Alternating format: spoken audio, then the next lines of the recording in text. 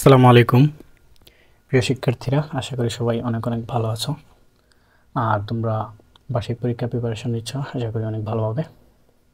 তো আজকে সপ্তম শ্রেণীর দশম অধ্যায়ের অনুশীলনীর প্রশ্নগুলো সলভ করব। তো এই অধ্যায়ের মেইনলি যে বিষয়গুলো আমাদের লাগবে, এই চ্যাপ্টারটাই হচ্ছে আমাদের নানা রকম আকৃতি মাপি। তো বিভিন্ন ধরনের আকৃতির ক্ষেত্রে আমাদের ক্ষেত্রফল, আয়তন, এই সমগ্রতলের ক্ষেত্রফল, এগুলো বের করার ক্ষেত্রে যে সূত্রগুলো, এগুলোই যদি তোমার জানা থাকে, তাহলে তুমি অবশ্যই এই চ্যাপ্টার থেকে যে কোনো প্রশ্ন আসলে উত্তর করতে পারবে। তো আমি তোমাদের জন্য এই চ্যাপ্টারের গুরুত্বপূর্ণ সূত্রগুলো একসাথে দিয়ে রেখেছি, যাতে তোমরা এই চ্যাপ্টার সম্পর্কে একটি আইডিয়া নিতে পারো, পুরোপুরি এই সূত্র সম্পর্কে আইডিয়া নিতে পারো। তো দেখো, এখানে ত্রিভুজের ক্ষেত্রফলের সূত্র হচ্ছে হাফ ইন্টু ভূমি ইন্টু উচ্চতা। তো রম্বসের ক্ষেত্রফল হচ্ছে হাফ ইন্টু কর্ণদ্বয়ের গুণফল। তো কর্ণ কোনগুলো? কর্ণ হচ্ছে প্রতিটি বিপরীত কোণের সংযোগ রেখাকে কর্ণ বলে। তো এটা হচ্ছে কর্ণ আর এটা একটা কর্ণ, এই দুটি কর্ণের গুণফল। ঠিক আছে, তো এটা একটা দৈর্ঘ্য থাকবে, এটা একটা দৈর্ঘ্য দেওয়া থাকবে। তো হাফ ইন্টু এই দুটির গুণফল দিলে আমাদের রম্বসের ক্ষেত্রফল পেয়ে যাবো। তো এটা হচ্ছে ট্রাপিজিয়ামের ক্ষেত্রফল। তো ট্রাপিজিয়াম তো জানোই, তো ট্রাপিজিয়ামের ক্ষেত্রফলের ক্ষেত্রে হাফ ইন্টু সমান্তরাল বাহুদের সমষ্টি ইন্টু উচ্চতা। তো সমান্তরাল বাহুদের সমষ্টি মানে হচ্ছে এই যে এই বাহু এবং এই বাহু, যে দুইটা বাহু সমান্তরাল, এই দুইটার যোগফল। তো এটার একটা দৈর্ঘ্য দেওয়া থাকবে, এটার একটা দৈর্ঘ্য দেওয়া থাকবে। তো এই দুইটার দৈর্ঘ্য যোগফল ইন্টু হচ্ছে উচ্চতা। উচ্চতা কি? উচ্চতা হচ্ছে এই যে সমান্তরাল বাহু দুইটার মধ্যবর্তী যে দূরত্ব, তো এটা হচ্ছে উচ্চতা। এরপর হচ্ছে আমাদের আয়তাকৃতির ঘনবস্তুর ক্ষেত্রফল। ঠিক আছে, তো আয়তাকৃতির ঘনবস্তুর আমাদের তিনটা ডাইমেনশন থাকে। একটা হচ্ছে লেন্থ মানে দৈর্ঘ্য, আরেকটা হচ্ছে প্রস্থ, আরেকটা হচ্ছে উচ্চতা। ঠিক আছে, তো সমগ্র তলের ক্ষেত্রফল মানে হচ্ছে 6টা তলের ক্ষেত্রফল এখানে। ঠিক আছে, তো 6টা তলের ক্ষেত্রফলের ফর্মুলা হচ্ছে 2 into LB into BH into HL। ঠিক আছে, এরপর হচ্ছে আয়তন। আয়তন হচ্ছে LB, দৈর্ঘ্য ইন্টু প্রস্থ ইন্টু উচ্চতা। তো আয়তকার ঘনবস্তুর ক্ষেত্রে এটা। আর যদি আমাদের ঘনক, ঘনক মানে হচ্ছে সব দিক সমান, ওইটার মতোই সেম থাকবে দৈর্ঘ্য, প্রস্থ এবং উচ্চতা, কিন্তু দৈর্ঘ্য, প্রস্থ, উচ্চতা সবগুলোই সমান থাকায় আমাদের এই যে 2 into LB into BH into HL। তো এটার ক্ষেত্রে আমাদের L সমান B সমান সব আর কি সমান। তো সবগুলো আমরা যদি L ধরি, তাহলে L into L, B into B। ঠিক আছে, আমরা যদি এখানে একটু এটা যদি L নেই, এটাও L, এটা হলো L। ঠিক আছে, সবগুলো L into L square plus L square into L square মানে হচ্ছে 2 ইন্টু 3 L স্কোয়ার মানে হচ্ছে 6 L স্কোয়ার।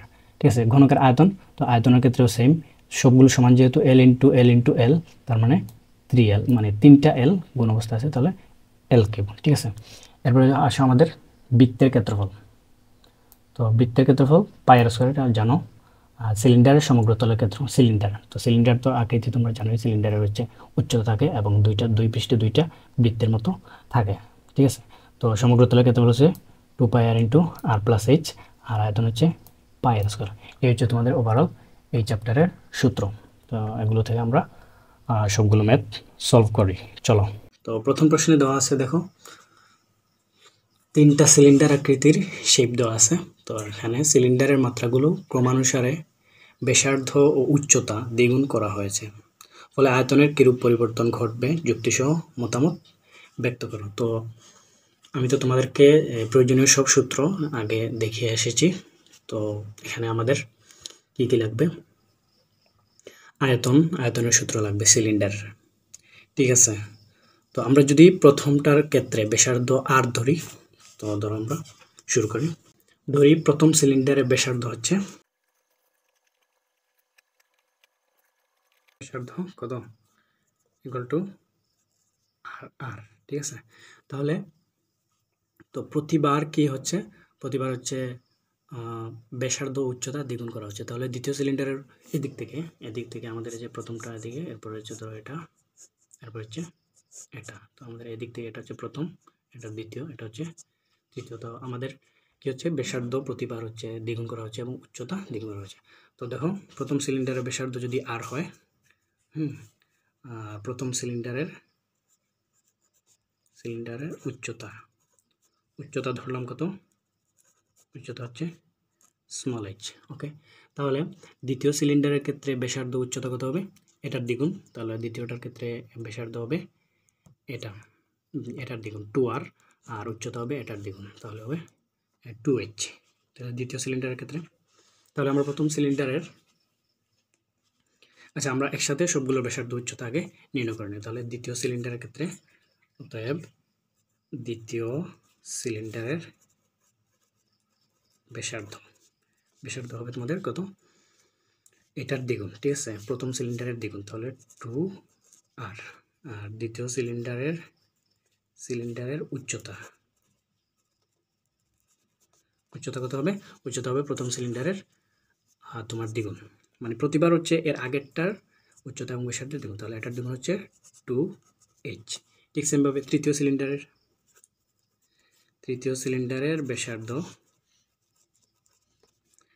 হবে তোমার এই যে এইটার, মানে এর আগেরটার দ্বিগুণ। এই যে এখন হচ্ছে আমাদের এটার দ্বিগুণ, এরপর হবে এটার দ্বিগুণ হবে আমাদের 4r, ঠিক আছে, পূর্বেরটার দ্বিগুণ, ঠিক আছে। তো এটার দ্বিগুণ হলে আমাদের হবে কত? তাহলে 4r, হ্যাঁ, 2 × 2r = কত? 4r। তাহলে তৃতীয় সিলিন্ডারের উচ্চতা হবে 2 × 2h = কত? 4r, 4h।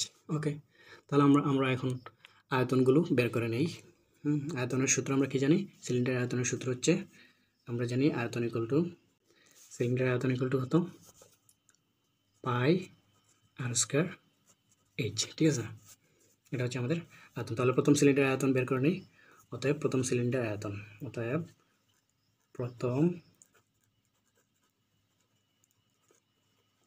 Sorry for bad writing, just বুঝলেই হচ্ছে।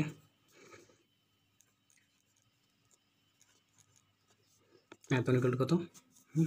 πr²। তাহলে প্রথমটার ক্ষেত্রে আর ব্যাসার্ধ হচ্ছে আর, তাহলে আমরা জানি πr² h। প্রথমটার ক্ষেত্রে তো কোনো চেঞ্জ নাই, তো ওকে। এখান থেকে আমরা দ্বিতীয় সিলিন্ডারের আয়তন বের করি। তো দ্বিতীয় সিলিন্ডারের আয়তন কত? এই যে এই সূত্রতে আমরা এই যে এটা দ্বিতীয় সিলিন্ডারের ব্যাসার্ধ কত? 2r, আর উচ্চতা কত? 2h। এখানে হবে এই আর এর ভ্যালু হচ্ছে 2r, আর h এর ভ্যালু হচ্ছে 2h, ঠিক আছে। তাহলে আমাদের বের করি πr²h, এই সূত্রতে আমরা লিখে নিই। তাহলে r², এখানে ব্যাসার্ধ হচ্ছে, মূল সূত্র হচ্ছে আমাদের π × ব্যাসার্ধ স্কোয়ার × উচ্চতা স্কোয়ার। তাহলে এখানে তো আমাদের চেঞ্জ হচ্ছে, এখানে আর তো আবার দ্বিগুণ করে প্রতিবার বাড়ছে, তো এখানে ব্যাসার্ধ হবে 2r × স্কোয়ার, আর h কত? 2h। তাহলে দেখো কত হয়? π × 2r² মানে হচ্ছে 4r² ইন্টু হচ্ছে আমাদের 2h, ইন্টুটি দিয়ে দিই, তাহলে এটা হচ্ছে কত? 2h। তাহলে আমাদের টোটাল এই একটু সাজিয়ে লিখি, তাহলে 4 × 2 হচ্ছে 8 πr²h, 8 πr²h, যে এটা থেকে এটা,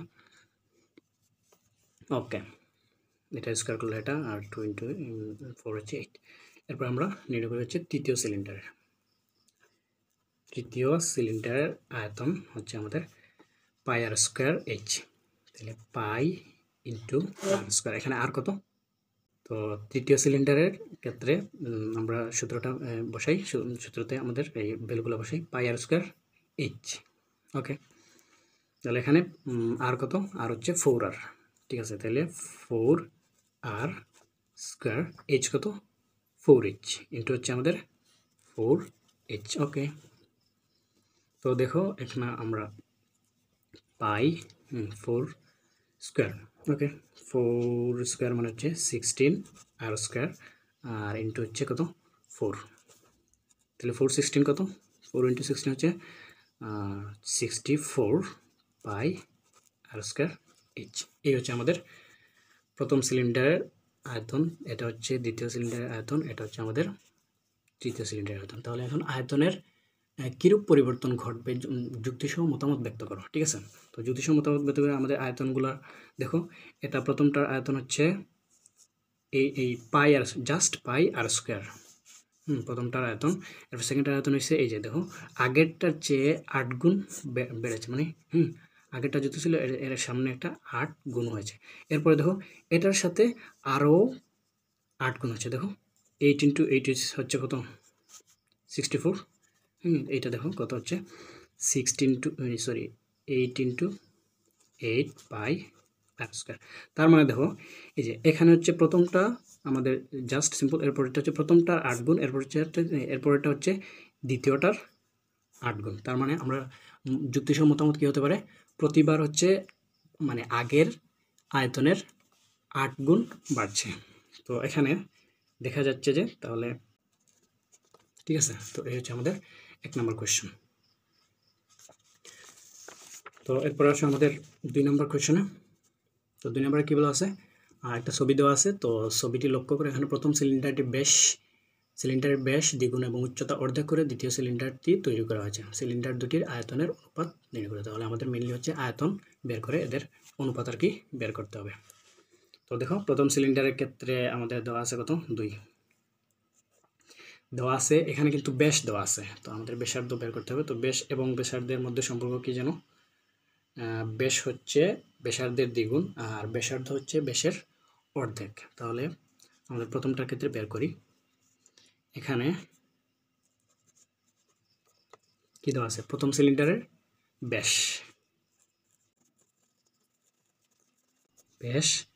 D1, আমরা D1 ধরে নিলাম। ব্যাস কত দেওয়া আছে 30 cm। তাহলে ব্যাসার্ধ কত, প্রথম সিলিন্ডারের ব্যাসার্ধ R1 আমরা ধরে নিই। R1 ইকুয়াল টু কত, এই যে এটা 2 দিয়ে ভাগ দিবা, ঠিক আছে। তাহলে 2 দিয়ে ভাগ দিলে হচ্ছে 15 cm, ঠিক আছে। আর উচ্চতা কত, প্রথম সিলিন্ডারের উচ্চতা H1 হচ্ছে আমাদের 20 cm। তাহলে প্রথম সিলিন্ডারের, অতএব প্রথম সিলিন্ডারের আয়তন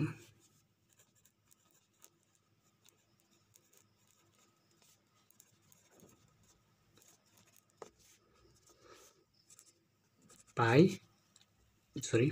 আর স্কোয়ার, এই যে আমাদের সূত্র জানি। তাহলে এখানে আর কত R1 স্কোয়ার আর H হচ্ছে H1, ওকে। তাহলে হচ্ছে আমাদের পাইয়ের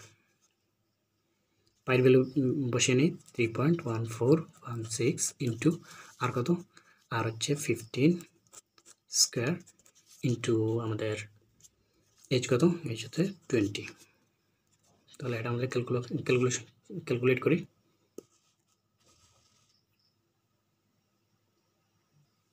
তাহলে আমরা এটা বের করে নিই। এটা হচ্ছে আমাদের 14,137.1437.2 সেন্টিমিটার স্কোয়ার বা বর্গ সেন্টিমিটার, বাংলায় যদি লেখো বর্গ সেন্টিমিটার, ওকে। এখন আমরা দ্বিতীয় সিলিন্ডারের আয়তন নির্ণয় করব, ঠিক আছে। তো দ্বিতীয় সিলিন্ডারের ক্ষেত্রে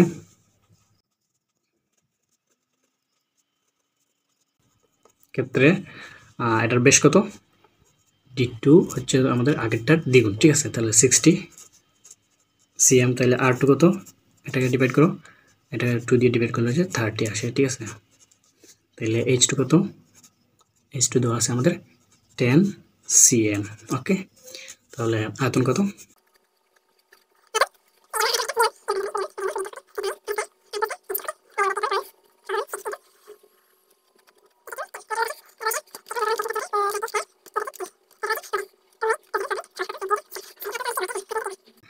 তো এখন দেখো এদের আমাদের অনুপাত।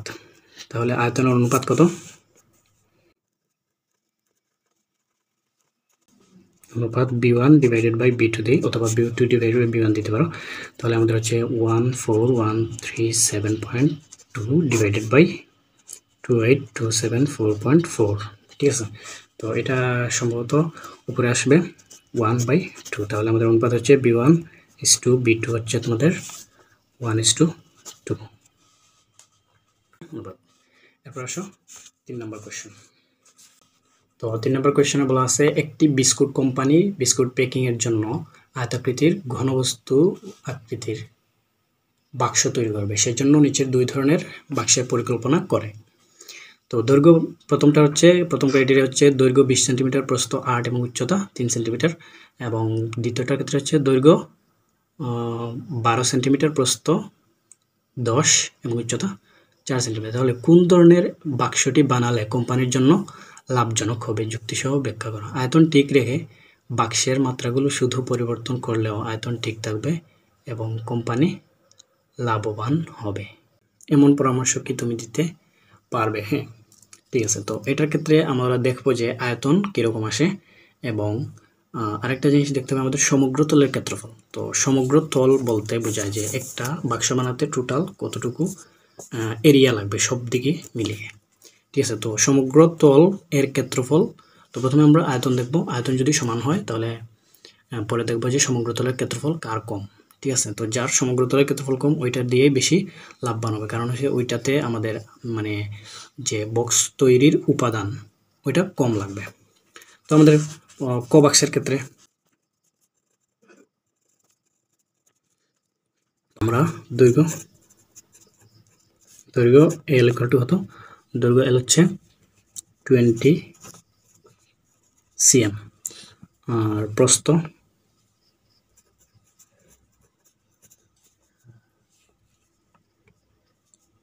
বি ইকুয়াল টু কত 8 cm, এবার হচ্ছে উচ্চতা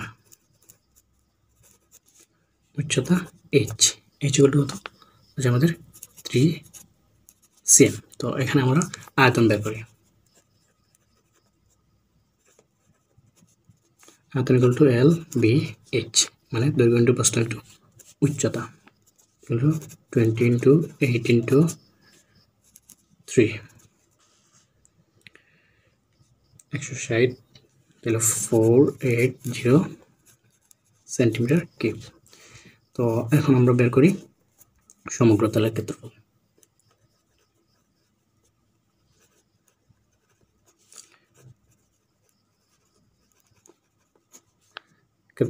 সমগ্র তলের ক্ষেত্রফলের সূত্র আমি আগে দেখিয়েছিলাম যে 2 into L B plus BH plus H L, মানে ঠিক আছে, L into B, B into H, আবার এইচ ইন্টু ওই আগেরটা, ঠিক আছে। অত বর্গ সেন্টিমিটার। তাহলে 2 ইন্টু আমরা এটা বের করি 20 ইন্টু 8 প্লাস, আর এখানে কত বিগত 8 ইন্টু 3 প্লাস 3 ইন্টু 20। তো এটা আনসার কত আসে 488 অত বর্গ সেন্টিমিটার, ঠিক আছে। এরপর আমরা খ বাক্সের ক্ষেত্রে এটা বের করে দেবো। খ বাক্সের ক্ষেত্রে এল কত, এল হচ্ছে 12 cm, বি কত 10 cm, এইচ কত 4 cm।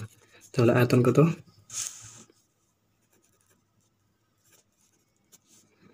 আয়তন হচ্ছে আমাদের এলবিএইচ মানে এলবিএইচ মানে হচ্ছে 12 ইন্টু 10 ইন্টু 4, এখানেও আছে কিন্তু 480 cm কিউব। তো আমরা আয়তন কিন্তু সমান পেয়ে গেছি, তাহলে আয়তন দিয়ে আমরা কিছু বলতে পারবো না। এখন থেকে আমরা সমগ্র তলের ক্ষেত্রফল।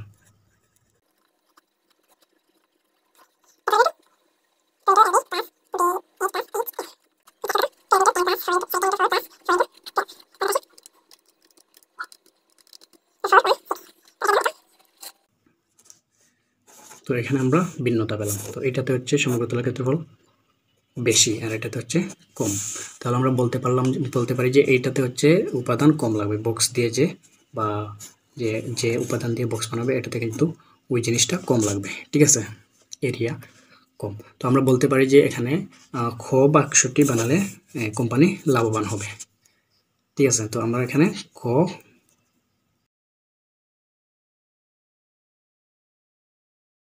হবে, ঠিক আছে, এটা আমরা বলে দিতে পারবো। এখন পরে একটা দেখো স্টেটমেন্ট দিছে যে আয়তন ঠিক রেখে বাক্সের মাত্রাগুলো শুধু পরিবর্তন করলেও আয়তন ঠিক থাকবে এবং কোম্পানি লাভবান হবে, এমন পরামর্শ কি তুমি দিতে পারবে? ঠিক আছে, হ্যাঁ অবশ্যই এমন পরামর্শ দিতে পারবো। দেখো এখানে কিন্তু আমাদের পরামর্শ, তো আমরা এখানে লিখবো। তো এখানে আমি আর লিখছি না, এখানে লিখতে হবে যে, তো এখানে দেখা যাচ্ছে যে আয়তন দুইটার ক্ষেত্রে আয়তন সমান, কিন্তু আমরা যখন মাত্রা পরিবর্তন করছি, মাত্রা বলতে হচ্ছে তিনটা এল বি এইচ, দৈর্ঘ্য প্রস্থ উচ্চতা পরিবর্তন করছি, তখন আমরা এখানে সমগ্রতলের ক্ষেত্রফল কিন্তু ভিন্ন পেয়েছি। তো এটার কারণে আমরা বলতে পারি যে এই পরামর্শটি অবশ্যই দিতে পারবো। তো এই ছিল আমাদের 3 নম্বর। এখন দেখো আমরা 4 নম্বর কোয়েশ্চন সলভ করে। তো 4 নম্বর দেখো, আমি চিত্রটা আঁকি।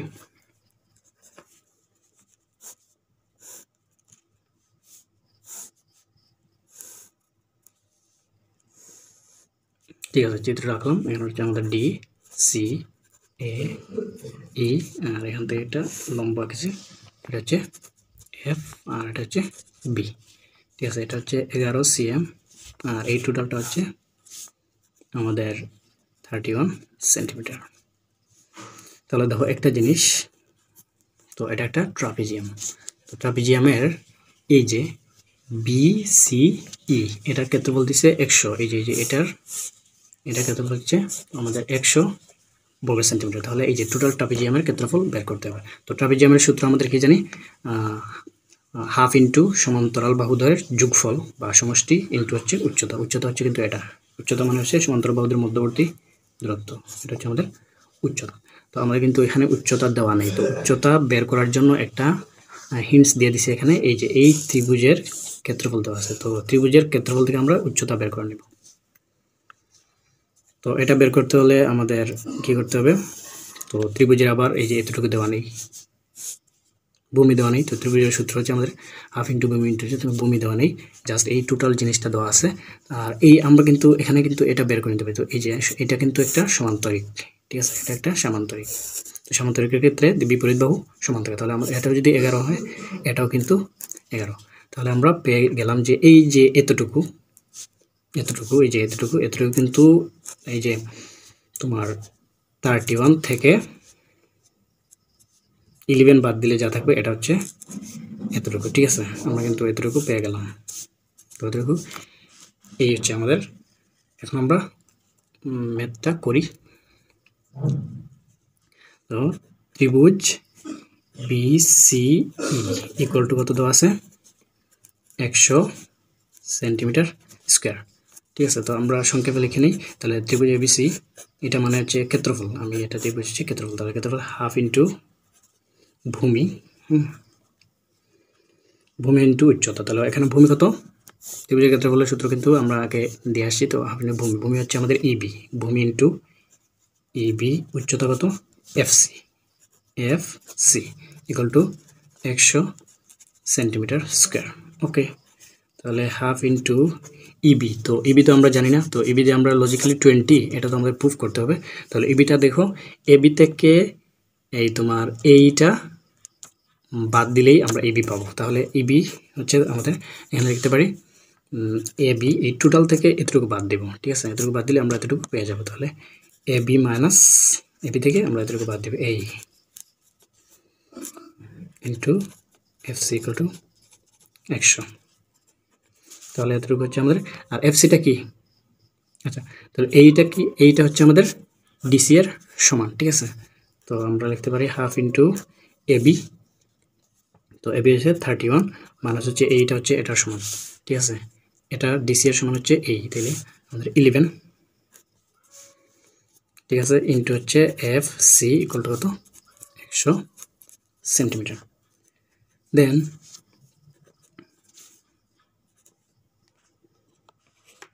সরি, আমার কলমটা একটু পাল্টে নিতে হবে। তো ইন্টু হচ্ছে আমাদের 20 ইন্টু হচ্ছে F C equal to 100। Then দেখো এটা হচ্ছে আমাদের কাটা যাবে 10, তাহলে 10 F C, then F C equal to আমাদের 100 ডিভাইডেড বাই এটা, এখানে আমরা উভয় পক্ষকে 10 দ্বারা ভাগ করে নেব। তাহলে এটা কত 10। তাহলে এফ সি হচ্ছে, উচ্চতা পেলাম আমরা 10 cm। এখন দেখো আমাদের ট্রাপিজিয়ামের উচ্চতা আমরা পেয়ে গেছি। এখন তো সংক্ষেপ হয়ে গেল। এখন A B C D trapezium, অতএব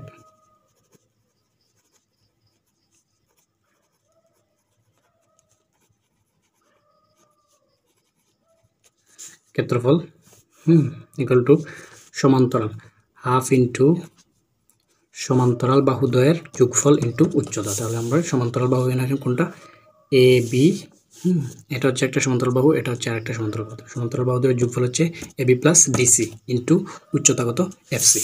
তাহলে হাফ ইন্টু আমরা লিখবো এবি প্লাস ডিসি ইন্টু হচ্ছে উচ্চতা, উচ্চতা কত এখানে এফ সি। তাহলে হাফ ইন্টু এবি কত 31 ইন্টু 31 প্লাস ডিসি কত, ডিসি হচ্ছে 11 ইন্টু এফসি হচ্ছে আমাদের 10। তাহলে এটা কত আসে,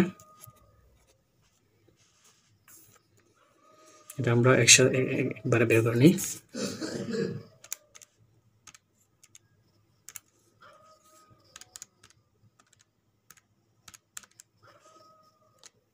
যেটা আমাদের একবারে একসাথে লিখে নিই 210 বর্গ সেমি। এটা হচ্ছে আমাদের ট্রাপিজিয়ামের ক্ষেত্রফল। এই ছিল আমাদের 213 পেজের সকল অঙ্ক। তো 214 পেজে 5 নম্বর অঙ্কটা দেখো কি দেওয়া আছে।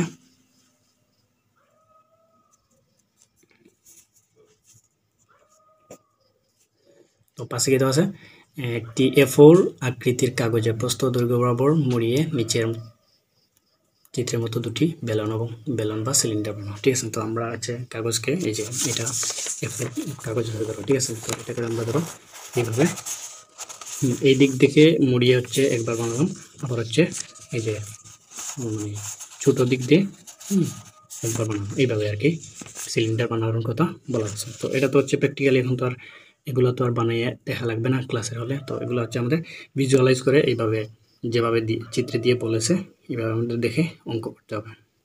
তো দেখো লম্বা হচ্ছে 29.7 সেন্টিমিটার এবং প্রস্থ হচ্ছে 21 সেন্টিমিটার। তো তোমার বানানো সিলিন্ডার দুটির মধ্যে কোনটির আয়তন বেশি? তো আয়তনের ক্ষেত্রে আমাদের কি লাগবে, সিলিন্ডার আয়তনের পাই আর স্কোয়ার এইচ। ঠিক আছে, সূত্র। তাহলে আমাদের লাগবে হচ্ছে এইচ লাগবে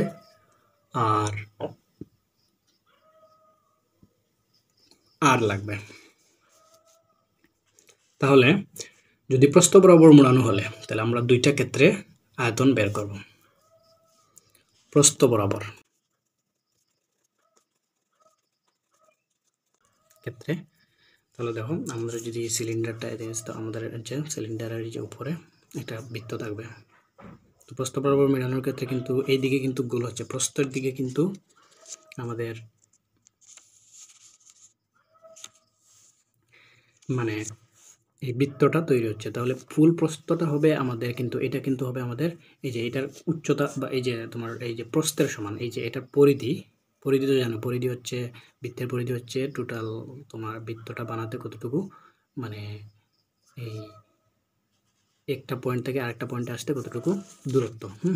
তো এটা হচ্ছে আমাদের বৃত্তের পরিধি।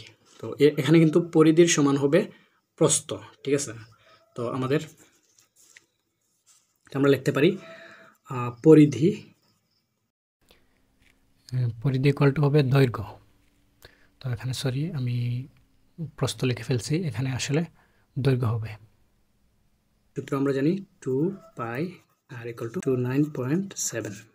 তাহলে এখান থেকে আমরা R equal to 29.7 divided by 2 pi equal to এটা হচ্ছে আমাদের প্রথমটার ক্ষেত্রে আর এটা পাবো আমরা।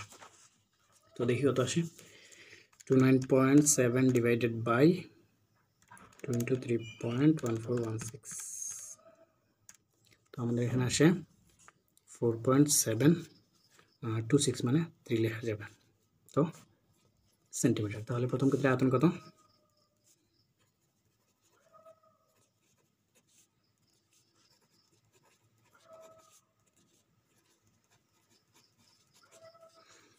আর কত, আর হচ্ছে 4.373 স্কোয়ার ইন্টু এইচ হতো। এখানে কিন্তু এইচ হবে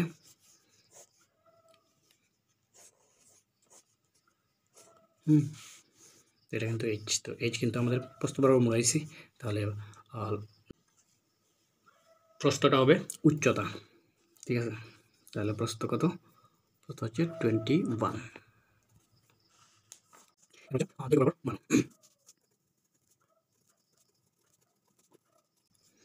ক্ষেত্রে। তাহলে পরিধি ইকুয়াল টু কত?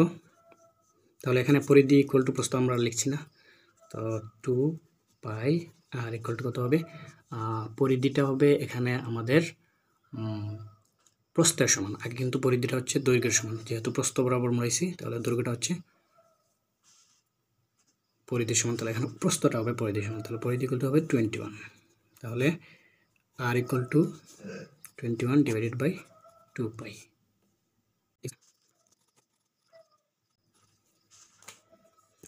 তাহলে 21 ডিভাইডেড বাই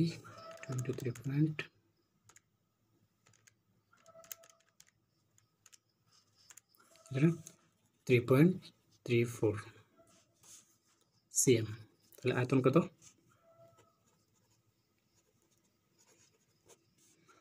আয়তন ইকুয়াল টু হবে আমাদের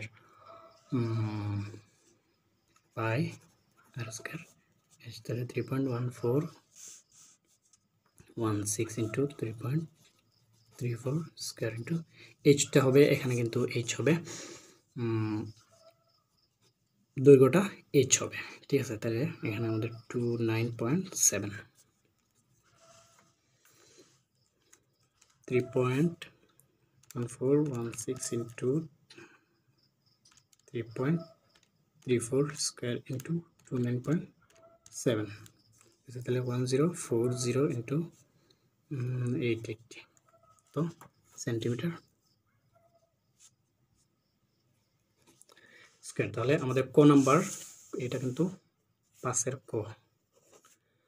5-এর কতে তোমার বানানো সিলিন্ডার দুটির মধ্যে কোনটির আয়তন বেশি? তাহলে আয়তন আমরা এই যে এটার আয়তন পেলাম 1040.88 আর এখানে, তাহলে আমাদের প্রস্থ বরাবর মোড়ানো হলে আয়তন বেশি, তাহলে আমাদের প্রস্থ, এখানে উত্তর হবে প্রস্থ বরাবর।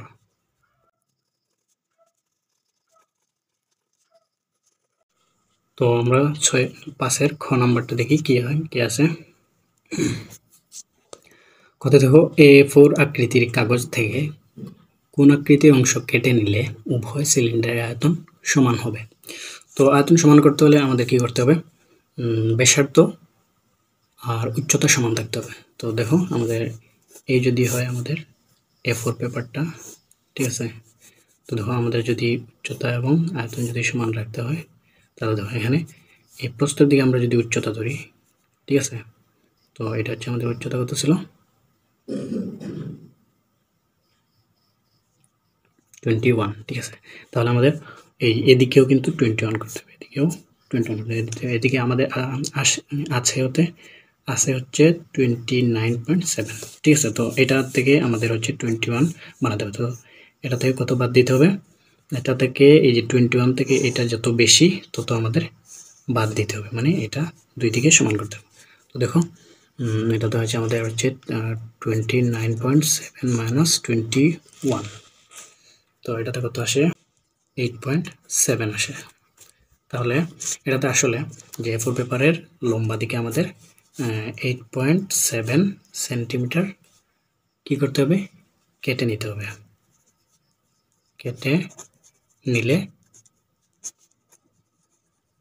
আমাদের হচ্ছে উভয় সিলিন্ডারের আয়তন সমান হবে। এই ছিল আমাদের 6 নম্বর। তো আমরা আছে এখন 5 নম্বরের খ, এখন আছে আমাদের 6 নম্বর। তো 6 নম্বর কোয়েশ্চন দেখো, স্কেল দিয়ে ম্যাপের 21 সেন্টিমিটার দৈর্ঘ্য ও 12 সেন্টিমিটার প্রস্থ বিশিষ্ট দুটি কাগজের টুকরো কেটে নাও।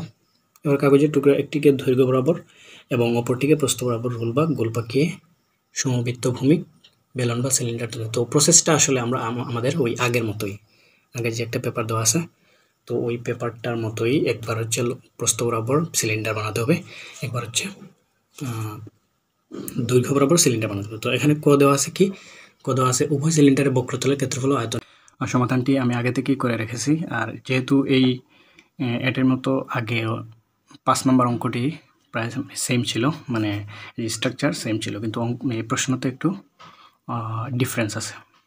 তো এটা আমি করে রেখেছি যাতে ভিডিওটা লম্বা না হয়, ঠিক আছে। তো দেখো আমরা প্রস্থ পেলাম হচ্ছে 12 আর দৈর্ঘ্য হচ্ছে 21।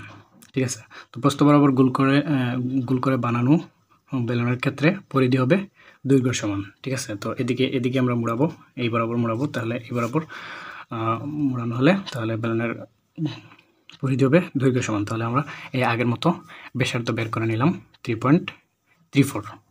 ঠিক আছে, তো এরপরে দেখো, তো বক্রতলের ক্ষেত্রফল, বেলুনের বক্রতলের ক্ষেত্রফল ও আয়তন। ঠিক আছে, তো বক্রতলের ক্ষেত্রফল আমরা জানি 2πr h। ঠিক আছে, এটা হচ্ছে বক্রতলের ক্ষেত্রফল। আর যেহেতু এখানে আমাদের এটিকে এই কাগজটিকে বাঁকিয়ে আমাদের বেলন তৈরি করা হবে, তাহলে এই কাগজটির ক্ষেত্রফলই হবে বক্রতলের ক্ষেত্রফলের সমান। ঠিক আছে, বক্রতল তো হচ্ছে আমাদের, বক্রতলটাকে যদি আমরা খুলে এই কাগজের মতো এভাবে শেপ দিই, তাহলে এই কাগজের মতো শেপ আসবে, অথবা এটাকে বাঁকিয়ে যদি আমরা সিলিন্ডার বানাই, তাহলে ওইটাই হবে বক্রতল। তার মানে বক্রতলের ক্ষেত্রফল হবে ওই কাগজটির তোমার এরিয়ার সমান, কাগজটির ক্ষেত্রফলের সমান। ঠিক আছে, তো কাগজটির ক্ষেত্রফল কত? আমরা বক্রতলের ক্ষেত্রফল জানি পরিধি ইন্টু উচ্চতা, বা এই যে দেখো এটা থেকে আবার এটা 2πr h, এটা থেকেও বের করতে পারো। আমরা যেহেতু আর পেয়েছি, তাহলে এই 2πr h সূত্র থেকেও বের করতে পারো, আবার দৈর্ঘ্য ইন্টু প্রস্থ দিয়েই বের করতে পারো। তো আমরা দৈর্ঘ্য ইন্টু প্রস্থ দিয়ে বের করলাম হচ্ছে 252। ঠিক আছে, তো এটা হচ্ছে আমাদের বক্রতলের ক্ষেত্রফল। বক্রতলের ক্ষেত্রফল দুইটার ক্ষেত্রেই সমান আসবে। তো এখন আমরা দেখো আয়তন বের করি। তো আয়তনের সূত্র অনুযায়ী আমরা লিখলাম হচ্ছে πr²h। ওকে, এটা আমাদের আয়তন বের হলো। এখন দৈর্ঘ্য বরাবর বাঁকানোর পরে প্রস্থটা হবে আমাদের পরিধি, ঠিক আছে, তো পরিধি 2πr = প্রস্থ। তো এখান থেকে আর বের করে নিলাম 1.91। বক্রতলের ক্ষেত্রফল কত? সেম আগেরটার মতো, দৈর্ঘ্য ইন্টু প্রস্থ। ঠিক আছে, তো দেখো এরপরে হচ্ছে আয়তন কত? আয়তন হচ্ছে πr² h = 240.67। ঠিক আছে, এটা হচ্ছে আয়তন। এই ছিল আমাদের ক নাম্বার, 6-এর ক নাম্বার। তো এরপরে দেখো খ নাম্বারে বলছে যে উভয় সিলিন্ডারের আয়তনের মধ্যে কোনো পার্থক্য থাকলে কেন হয়েছে তা। তো পার্থক্য তো অবশ্যই আছে, আমরা দুইটাতে পার্থক্য পেয়েছিলাম, তো পার্থক্য রয়েছে। ঠিক আছে, কারণ কি? কারণ হচ্ছে দুটি সিলিন্ডারের ব্যাসার্ধ সমান নয়। এই যে ব্যাসার্ধের কারণে কিন্তু পার্থক্যের, ব্যাসার্ধ ও উচ্চতা সমান নয়। ঠিক আছে, ব্যাসার্ধ ও উচ্চতা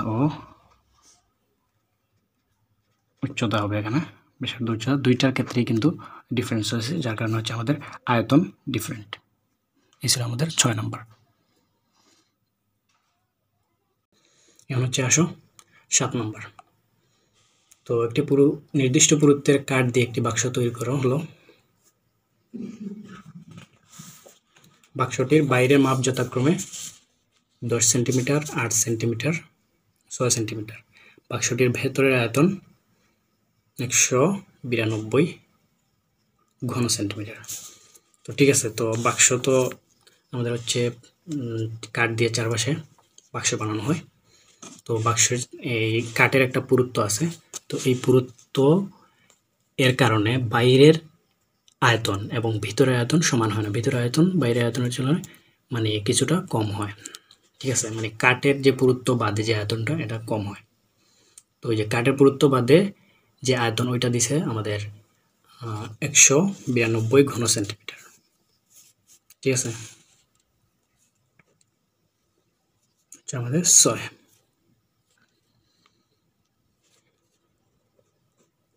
দেখো, তো বাক্স থেকে দৈর্ঘ্য কিতা দিছে, দৈর্ঘ্য হচ্ছে দৈর্ঘ্য, প্রস্থ এবং উচ্চতা দিছে। বাক্সটির দৈর্ঘ্য কি?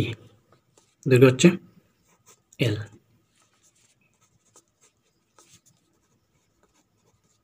প্রস্থ B কত? উচ্চতা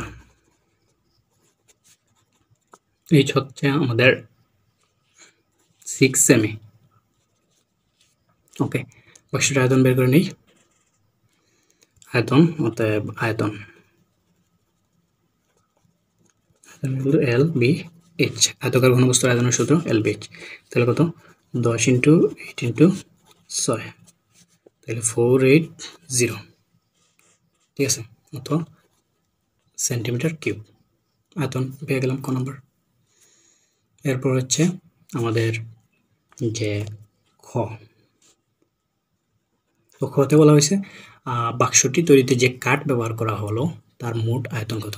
তো তার মোট আয়তন আসলে আমরা তো এই যে বাক্সটি হচ্ছে এই যে এতটুকু হচ্ছে বাক্স, আর এই যে এটা হচ্ছে বাক্সটির যে কাঠটা চতুর্পাশে যেটা বের করা এটা, তো আমরা তো হচ্ছে ভিতরের আয়তন দেওয়া আছে, ভিতরের আয়তন হচ্ছে 192, ঠিক আছে, আর বাহিরের আয়তন পেয়ে গেলাম কত, এই যে 180, মানে সহ যে আয়তন এটা হচ্ছে 480 সেন্টিমিটার কিউব পেয়ে গেলাম।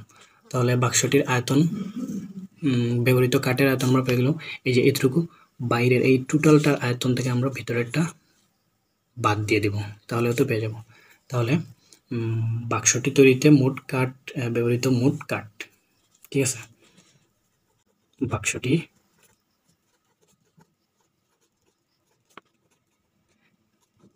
ব্যবহৃত মোট কাঠের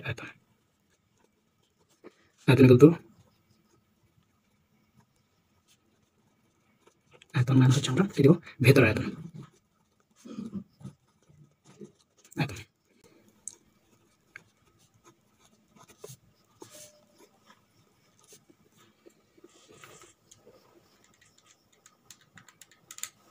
তাহলে কত 288 সেন্টিমিটার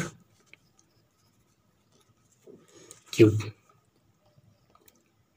এখন আমরা দেখো 8 নম্বর। তো 8 নম্বর প্রশ্নে বলা আছে একটি বেলনের আয়তন 150 ঘন সেন্টিমিটার, বেলনটির ভূমির ব্যাসার্ধ ও উচ্চতা কি হওয়ার সম্ভাবনা আছে। তো আমরা এখানে লিখতে পারি এটা সমাধান করার জন্য, তো দেওয়া আছে আয়তন কত 150 ঘন সেন্টিমিটার। তো তাহলে আমরা আয়তনের ফর্মুলা কি জানি, পাই আর স্কয়ার এইচ ইকুয়াল টু 150, ঠিক আছে, আমরা এটা লিখতে পারি। তাহলে এখান থেকে আমরা একবার বের করব ব্যাসার্ধ, আরেকবার বের করব, অতএব আমরা যদি এইচ বের করি এখান থেকে, H equal to 150 divided by, হ্যাঁ এইচ যদি বের করি এই দুইটা এটার সাথে মাল্টিপ্লাই আছে, এখানে গিয়ে ডিভাইড হয়ে যাবে, পাই আর স্কয়ার।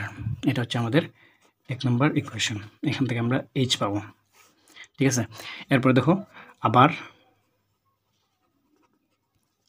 দেখো pi R square H equal to 150, then R square equal to দেখো আর এর সাথে বাকি দুইটা কি আছে গুণ অবস্থায়, পাই ইন্টু এইচ, তাহলে 150 ডিভাইডেড বাই পাই এইচ, ঠিক আছে। তো আমরা পাই ভ্যালু তো জানি, কিন্তু আর এর ভ্যালু জানি না, এইচ এর ভ্যালু জানি না।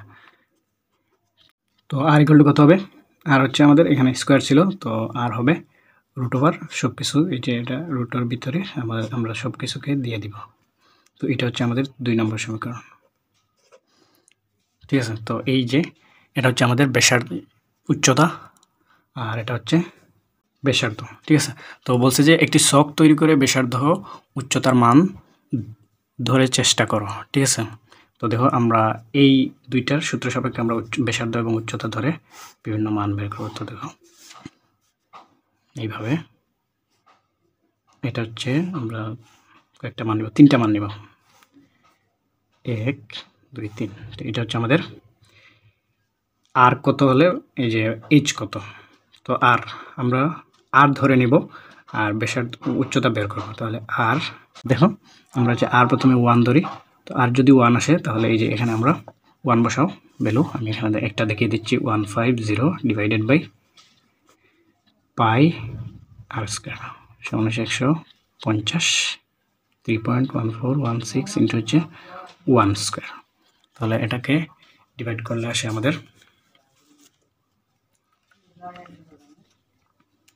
150 ডিভাইডেড বাই 3.1416 ইন্টু হচ্ছে 1, ঠিক আছে, এটা হচ্ছে 47.74।